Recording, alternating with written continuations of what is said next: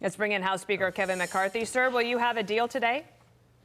I don't know if we have a deal today. We worked well past midnight last night. We did make progress yesterday, but we still have a number of items that need to get through. And look, it's not the most important thing here is to get an agreement worthy of the American public. Remember why we're here.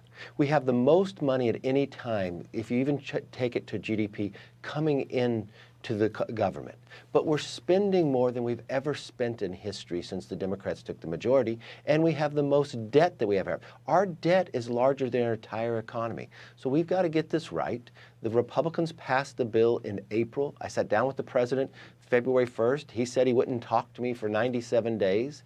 And so we've got a short time frame that we're trying to get this done. But unfortunately, every Democrat in the House voted against raising the debt limit, but Republicans have a bill that raised the debt limit, put us in an economically stronger path to curb inflation. It's sitting over in the Senate. Well, just to nail this down, is today possible, or are you taking that off the table there with that question? You know, any day is possible. I mean, it's very difficult for the Democrats to agree not to spend more next year than they spent this year. They've increased spending so drastically. To try to change that course is very difficult. And think about what we're looking to spend less this year than we spent the year before, to put work requirements in that help people get jobs, to cap what government continues to grow at 1% in the future, to get some permitting reform so we can build things in America, cutting the red tape. These are really reasonable, responsible items that will make America stronger. Has the president agreed to the items that you just listed? Look, I've had numerous discussions with the presidents about this. We've gone round and round, and he knows where we are, and we know where our differences are, and we will continue to be at the table to try to solve this problem. Call for number 3 here shows that nearly 60% of Americans agree that Congress should increase the debt limit only if there are spending cuts. That's your position.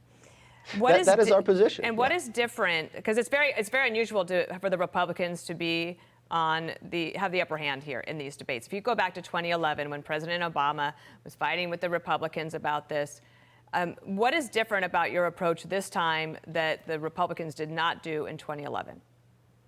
I'm not sure where you compare, but I just wanted to be reasonable and sensible about this. I sat down with the president on February 1st, said, look, there's 2 things I will not do. I will not raise taxes, and we cannot pass a clean debt ceiling. So let's sit down and negotiate. I would ask the president every single week to do that. That's what responsible people do. He ignored it. We put together a bill that would raise the debt limit and responsibly bring back COVID money that has just sat out there, find ways to make the economy strong, and we passed that. So finally we got into negotiations. I've been very upfront with the American public. I'm not shy from the position we have, because this is the American public position. They know the amount of debt we have, almost $32 trillion. Every American goes through this. If they have a credit card and it hits the limit, you just keep raising the limit till you owe more on it than you make in an entire year. Wouldn't you look at how you spend your money and curb your spending? I think that's what government should do as well. But even in these negotiations, if you're $31 trillion in debt, you're not going to cut a big chunk out of that ad. I mean, it's going to be there, and in all likelihood, it's going to go to $32 trillion next. Chad also says that Republicans in the House, we're reading tea leaves here, okay, have suspended their baseball practice for the congressional game next Wednesday and Thursday, which would give them the opportunity to come back in session and pass this. Is that a possibility as we speak right now? Yeah, look, I'm going to hold every day possible to get this done. We will get this done at the end of the day. But we're going to get an agreement that's worthy of the American public. And the one thing I will tell people is this deal won't solve all the problems. The president took a lot of things off the table. But this will put us in the first step. And whatever we don't achieve here, we'll come back the next day to get it. Because we've got to start working towards being able to balance the budget. And this is the first step. You've been underestimated over and over again, if you think about even going back to your vote to become Speaker. And there have been some who wonder if you can actually hold the Republicans together to get this deal done. What have you been able to prove since January? Look, if there's anything you know about me, I never give up. And I'm never going to give up on the American public. We're going to get this done. I think it's a benefit to be underestimated. But I'll tell you, our greatest strength is our conference, and our conference is very united in this process. Okay. Couple things here. You repeated it in different words today, but you said the other day, so we're not going to default.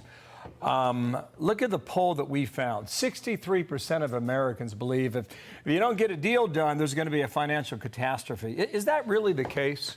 Because Janet Yellen said June 1st that, you know, the sky's going to fall. We've seen this game play out year after year.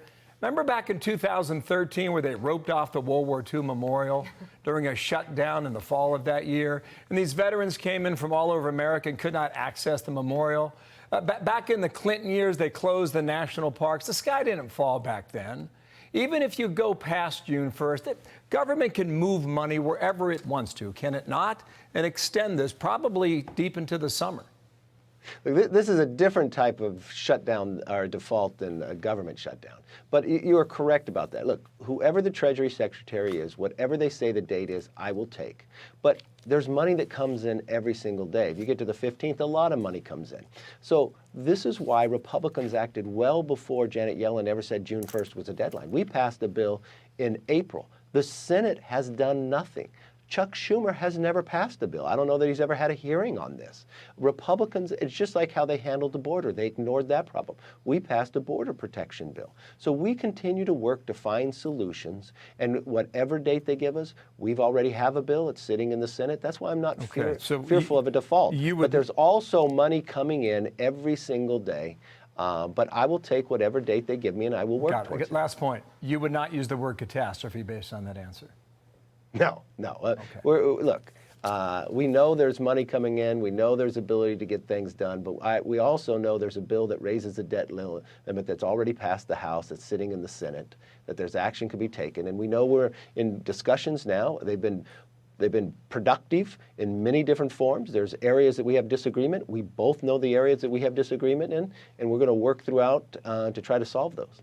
Well, nothing drives the White House more crazy than somebody being reasonable. So keep coming back. We'd love to have you on the show. Thank you, sir. I'm Steve Ducey. I'm Brian Kilmeade. And I'm Ainsley Earhart. And click here to subscribe to the Fox News YouTube page to catch our hottest interviews and most compelling analysis.